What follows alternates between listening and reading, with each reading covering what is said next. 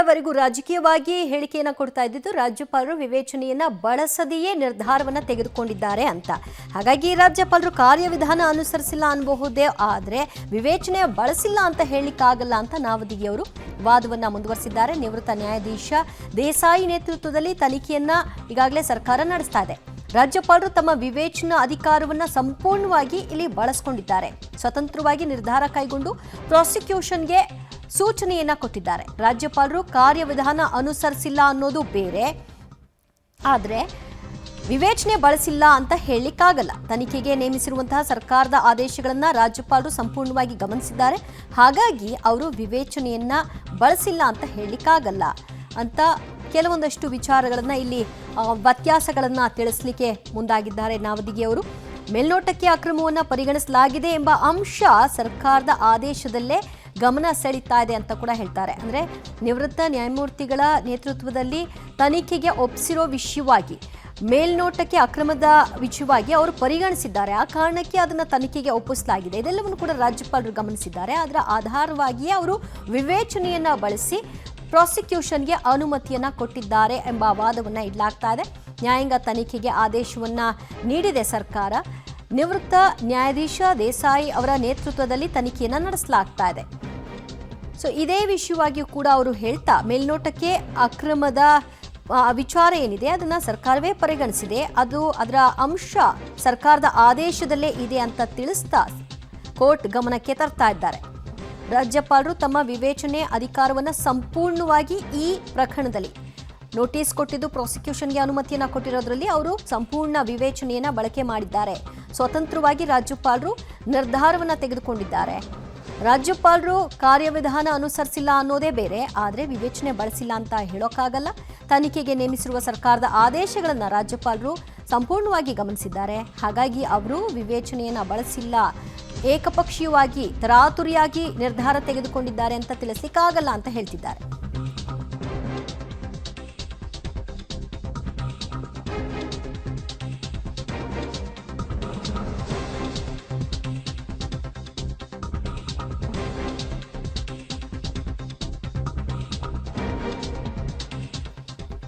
ನಿವೃತ್ತ ನ್ಯಾಯಮೂರ್ತಿ ನೇತೃತ್ವದಲ್ಲಿ ಹಾಗೂ IAS ಅಧಿಕಾರಿಗಳ ನೇತೃತ್ವದಲ್ಲಿ ಸರ್ಕಾರ ಸಮಿತಿಯೊಂದನ್ನು ರಚಿಸಿದೆ. ಒಂದು ಕಡೆಯಲ್ಲಿ ಅಕ್ರಮವಾಗಿಲ್ಲ ಅಂತ ಹೇಳ್ತಾರೆ, ಮಗದೊಂದು ಕಡೆಯಲ್ಲಿ ತನಿಖೆಗೆ ಆಯೋಗವನ್ನು ರಚಿಸಿದ್ದಾರೆ. ಇದನ್ನೇ ರಾಜ್ಯಪಾಲರು ಗಮನಿಸಿ ಅನುಮತಿಯನ್ನ ನೀಡುವಾಗ ಇದನ್ನು ಕೂಡ ಉಲ್ಲೇಖಿಸಿದ್ದಾರೆ. ಪ್ರಾಸಿಕ್ಯೂಷನ್ಗೆ ಅನುಮತಿ ಕೊಡುವಾಗ ಈ ಅಂಶವನ್ನು ಕೂಡ ರಾಜ್ಯಪಾಲರು ಉಲ್ಲೇಖಿಸಿದ್ದಾರೆ. ಒಂದು ಕಡೆಯಲ್ಲಿ ಅಕ್ರಮವೇ ಆಗಿಲ್ಲ ಅಂತ ಪ್ರಬಲ ವಾದವನ್ನು ಮಂಡಿಸ್ತಾರೆ, ಮಗದೊಂದು ಕಡೆಯಲ್ಲಿ ಮೇಲ್ನೋಟಕ್ಕೆ ಅಕ್ರಮವನ್ನು ಪರಿಗಣಿಸಲಾಗಿ ನಿವೃತ್ತ ನ್ಯಾಯಮೂರ್ತಿಗಳ ಸಮ್ಮುಖದಲ್ಲಿ IAS ಅಧಿಕಾರಿಗಳ ನೇತೃತ್ವದಲ್ಲಿ ಒಂದು ಸಮಿತಿಯನ್ನು ರಚನೆ ಮಾಡಿದ್ದಾರೆ. ಈ ದ್ವಂದ್ವ ಇದೆಯಲ್ಲ, ಅಕ್ರಮ ಆಗಿಲ್ಲ ಅಂತ ಹೇಳೋದು, ಮಗದೊಂದು ಕಡೆಯಲ್ಲಿ ಮೇಲ್ನೋಟಕ್ಕೆ ಅಕ್ರಮ ಅಂತ ಪರಿಗಣಿಸಿ ತನಿಖೆಗೆ ಒಪ್ಪಿಸೋದು, ಇದೆರಡನ್ನೂ ಕೂಡ ರಾಜ್ಯಪಾಲರು ಗಮನಿಸಿ ತಮ್ಮ ಪ್ರಾಸಿಕ್ಯೂಷನ್ನಲ್ಲೂ ಕೂಡ ಅದನ್ನು ಉಲ್ಲೇಖಿಸಿ ಅವರು ಪ್ರಾಸಿಕ್ಯೂಷನ್ಗೆ ಅನುಮತಿಯನ್ನು ಕೊಟ್ಟಿದ್ದಾರೆ ಅನ್ನೋ ವಿಷಯವನ್ನು ವಾದಿಸ್ತಾ ಕೆಲ ಕೇಸ್ಗಳಲ್ಲಿ ಬಂದಂತಹ ತೀರ್ಪುಗಳನ್ನು ಕೂಡ ಇಲ್ಲಿ ಕೋರ್ಟ್ ಮಾಡ್ತಾ ಇದ್ದಾರೆ. JB ಪಾಠಕ್ ವರ್ಸಸ್ CBI ಪ್ರಕರಣದಲ್ಲಿ ದೆಹಲಿ ಹೈಕೋರ್ಟ್ನ ತೀರ್ಪನ್ನ ಇಲ್ಲಿ ಉಲ್ಲೇಖಿಸಿ ಯಾವ ರೀತಿಯಾಗಿ ಸರ್ಕಾರ ಡಿಸಿಷನ್ನ ತೆಗೆದುಕೊಂಡಿದೆ, ಅವರ ಒಂದು ಡಿಸಿಷನ್ನಲ್ಲೇ ಎರಡು ರೀತಿಯಾದಂತಹ ಸ್ಟೇಟ್ಮೆಂಟ್ಗಳು ಕಾಣಿಸುತ್ತೆ. ಇದನ್ನು ರಾಜ್ಯಪಾಲರು ಗಮನಿಸದೆ ಪ್ರಾಸಿಕ್ಯೂಷನ್ಗೆ ಕೊಟ್ಟಿಲ್ಲ, ಅದನ್ನು ಕೂಡ ಗಮನಿಸಿ ಅದನ್ನು ಕೂಡ ಉಲ್ಲೇಖಿಸಿಯೇ ಅವರು ಪ್ರಾಸಿಕ್ಯೂಷನ್ಗೆ ಅನುಮತಿಯನ್ನು ಕೊಟ್ಟಿದ್ದಾರೆ. ಸರ್ಕಾರದ ಒಂದು ದೃಷ್ಟಿಕೋನದಲ್ಲೂ ಕೂಡ ಮೇಲ್ನೋಟಕ್ಕೆ ಅಕ್ರಮ ಆಗಿದೆ ಅನ್ನೋದು ಕಾಣಿಸ್ತಾ ಇರೋದ್ರಿಂದ ನಾನು ಕೂಡ ಇದನ್ನ ವಿವೇಚನೆಯನ್ನು ಬಳಸಿಯೇ ತೀರ್ಮಾನವನ್ನು ತೆಗೆದುಕೊಂಡಿದ್ದೀನಿ ಅಂತ ಅವರು ಹೇಳಿದ್ದಾರೆ ಅಂತ ವಾದಿಸುತ್ತಿದ್ದಾರೆ. ಈ ಬಗ್ಗೆ ಮತ್ತಷ್ಟು ಮಾಹಿತಿ ಪಡೆಯೋಣ ನಮ್ಮ ಪ್ರತಿನಿಧಿ ರವೀಶ್ರಿಂದ. ರವೀಶ್, ಇಲ್ಲಿಯವರೆಗೂ ಕೂಡ ಸರ್ಕಾರ ಹೇಳ್ತಿದ್ದು ಅಕ್ರಮ ನಡೆದೇ ಇಲ್ಲ, ನೇರವಾಗಿ ಅವರಿಗೆ ಅನ್ಯಾಯ ಆಗಿತ್ತು, ಇಲ್ಲಿ ಅವ್ರಿಗೆ ಬದಲಿ ನಿವೇಶನ ಕೊಟ್ಟಿದ್ದಾರೆ, ಎಲ್ಲಿ ಮುಖ್ಯಮಂತ್ರಿಗಳ ಪಾತ್ರ ಇದೆ ಅಂತ.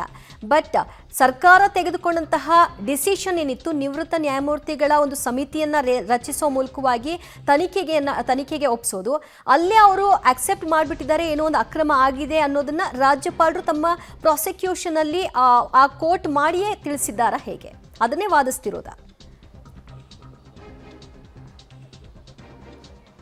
ದಿವ್ಯಾ, ಪ್ರಮುಖವಾಗಿರ್ತಕ್ಕಂಥದ್ದು ರಾಜ್ಯಪಾಲರು ಇಲ್ಲಿ ಸರಿ ತಪ್ಪು ಅನ್ನೋ ನಿರ್ಣಯಕ್ಕೆ ಹೋಗಿಲ್ಲ. ಅಂದರೆ ದೂರು ಬಂದಂಥ ಸಂದರ್ಭದಲ್ಲಿ ಸರ್ಕಾರ ತೆಗೆದುಕೊಂಡಿರ್ತಕ್ಕಂಥ ಕ್ರಮಗಳ ಆಧಾರದ ಮೇಲೆ ಮತ್ತು ಆ ಒಂದು ದಾಖಲೆ ಪತ್ರಗಳ ಆಧಾರದ ಮೇಲೆ ಕ್ರಮಗಳನ್ನು ತೆಗೆದುಕೊಂಡಿದ್ದಾರೆ, ಪ್ರಾಸಿಕ್ಯೂಷನ್ಗೆ ಅನುಮತಿಯನ್ನು ಕೊಟ್ಟಿದ್ದಾರೆ, ಎಲ್ಲ ರೀತಿಯ ಪರಿಶೀಲನೆ ಮಾಡಿ ಅಂತ ಬೆಳಿಗ್ಗೆಯಿಂದ ನಡೆದಿರ್ತಕ್ಕಂಥ ವಾದದ ಅಂಶದಲ್ಲಿ ಇರ್ತಕ್ಕಂಥದ್ದು. ಜೊತೆಗೆ ಈಗ ನಾವಡಗಿಯವರು ಕೂಡ ಅದೇ ರೀತಿಯ ವಾದವನ್ನು ಮುಂದುವರಿಸಿದ್ದಾರೆ. ಅಂದರೆ JB ಪಾಠಕ್ ವರ್ಸಸ್ CBI ಒಂದು ದೆಹಲಿ ಪ್ರಕರಣದ ಸಂದರ್ಭದಲ್ಲೂ ಕೂಡ ರಾಜ್ಯಪಾಲರು ತೆಗೆದುಕೊಂಡಂಥ ಒಂದು ನಿರ್ಧಾರಗಳನ್ನು ಕೂಡ ಅಲ್ಲಿ ಪ್ರಸ್ತಾಪ ಮಾಡ್ತಾ ಇದ್ದಾರೆ. ಅಂದರೆ ರಾಜ್ಯಪಾಲರು ತೆಗೆದುಕೊಂಡಿರ್ತಕ್ಕಂಥದ್ದು ವಿವೇಚನಾಧಿಕಾರವನ್ನು ಬಳಸೇ ತೆಗೆದುಕೊಂಡಿದ್ದಾರೆ, ವಿವೇಚನ ಮಾಡಿ ಬಳಸೇ ಆ ಒಂದು ತನಿಖೆಗೆ ಕೊಟ್ಟಿದ್ದಾರೆ, ಪ್ರಾಸಿಕ್ಯೂಷನ್ಗೆ ಅನುಮತಿಯನ್ನು ಕೊಟ್ಟಿದ್ದಾರೆ ಅಂತ ಪ್ರಸ್ತಾಪ ಮಾಡ್ತಾ ಇರ್ತಕ್ಕಂಥದ್ದು. ಯಾಕೆಂದರೆ ಸಿದ್ದರಾಮಯ್ಯ ಪರ ವಕೀಲರು ಹೇಳ್ತಾ ಇರ್ತಕ್ಕಂಥದ್ದು, ಸಿದ್ದರಾಮಯ್ಯನವರು ಹೇಳ್ತಾ ಇರ್ತಕ್ಕಂಥದ್ದು, ಇಲ್ಲ ರಾಜ್ಯಪಾಲರು ಯಾವುದೇ ರೀತಿ ವಿವೇಚನೆಯನ್ನು ಬಳಸಿಲ್ಲ, ತರಾತುರಿಯಲ್ಲಿ ರಾಜಕೀಯ ಪ್ರೇರಿತವಾಗಿ ಈ ಒಂದು ಅನುಮತಿಯನ್ನು ಕೊಟ್ಟಿದ್ದಾರೆ ಅಂತ. ಹಾಗಾಗಿ ಅದಕ್ಕೆ ಕೌಂಟರ್ ಆಗಿ ಬೆಳಿಗ್ಗೆಯಿಂದನೂ ಕೂಡ ಒಂದು ರೀತಿಯಲ್ಲಿ ವಾದ ಒಂದು ರೀತಿಯಲ್ಲಿ ಮಂಡನೆ ಆಗ್ತಾ ಇರ್ತಕ್ಕಂಥದ್ದು. ಪ್ರಮುಖವಾಗಿ 17A ಪ್ರಶ್ನಿಸುವ ಹಕ್ಕು ಯಾವಾಗ ಬರುತ್ತೆ ಅಂದರೆ ಆರೋಪಿಗೆ FIR ಅನ್ನು ದಾಖಲು ಮಾಡಿದ ಬಳಿಕ ಆ ಒಂದು ಆರೋಪಿಗೆ ಆ ಒಂದು 17A ಅಧಿಕಾರವನ್ನು ಪ್ರಶ್ನಿಸುವಂಥ ಅಧಿಕಾರ ಇರುತ್ತೆ. ಅಲ್ಲಿ ತನಕವೂ ಕೂಡ ಅದನ್ನು ಪ್ರಶ್ನಿಸುವ ಅಧಿಕಾರ ಇಲ್ಲ ಅನ್ನೋದು ಕೂಡ ಸ್ಪಷ್ಟಪಡಿಸ್ತಾ ಇದ್ದಾರೆ. ಅದ್ರ ಜೊತೆಗೆ ಪ್ರಮುಖವಾಗಿರ್ತಕ್ಕಂಥದ್ದು ಈ ಮೂಡಾ ಪ್ರಕರಣದಲ್ಲಿ ಒಬ್ಬ IAS ಅಧಿಕಾರಿಯ ನೇತೃತ್ವದಲ್ಲಿ ಒಂದು ತನಿಖಾ ಸಂಸ್ಥೆಯನ್ನು ರಚನೆ ಮಾಡ್ತಾರೆ. ಜೊತೆಗೆ P ದೇಸಾಯಿ ಅವರ ಏಕ ಸದಸ್ಯ ವಿಚಾರಣಾ ಆಯೋಗವನ್ನು ಕೂಡ ರಚನೆ ಮಾಡ್ತಾರೆ. ಅದರಲ್ಲಿರ್ತಕ್ಕಂಥ ಅಂದರೆ ಆ ತನಿಖಾ ಸಂಸ್ಥೆಯ ಒಂದು ವಿಚಾರಣಾ ಆಯೋಗದ ನಿಯಮಾವಳಿಗಳು ಮತ್ತು ಅದರ ಕಾರ್ಯವ್ಯಾಪ್ತಿಯಲ್ಲಿರ್ತಕ್ಕಂಥ 6, 7, 8ರ ಒಂದು ನಿಯಮಾವಳಿಗಳೇನಿತ್ತು ಅದನ್ನು ಕೂಡ ರಾಜ್ಯಪಾಲರು ಪರಿಗಣನೆ ಮಾಡಿದ್ದಾರೆ. ಇದು ಗಂಭೀರವಾದ ಪ್ರಕರಣ ಅನ್ನೋ ಕಾರಣದಿಂದಾಗಿ ರಾಜ್ಯ ಸರ್ಕಾರ ಅದನ್ನು ಆ ಒಂದು IAS ಅಧಿಕಾರಿ ನೇತೃತ್ವದಲ್ಲಿ ತನಿಖೆ ಕೊಟ್ಟಿರ್ತಕ್ಕಂಥದ್ದು, ಜೊತೆಗೆ ಏಕಸದಸ್ಯ ವಿಚಾರಣಾ ಆಯೋಗಕ್ಕೆ ಒಂದು ನೇಮಕ ಮಾಡಿ ಅಲ್ಲಿ ವಿಚಾರಣೆಯನ್ನು ಕೂಡ ನಡೆಸೋದಕ್ಕೆ ಒಂದು ಸರ್ಕಾರ ರಚನೆ ಮಾಡಿರ್ತಕ್ಕಂಥದ್ದು.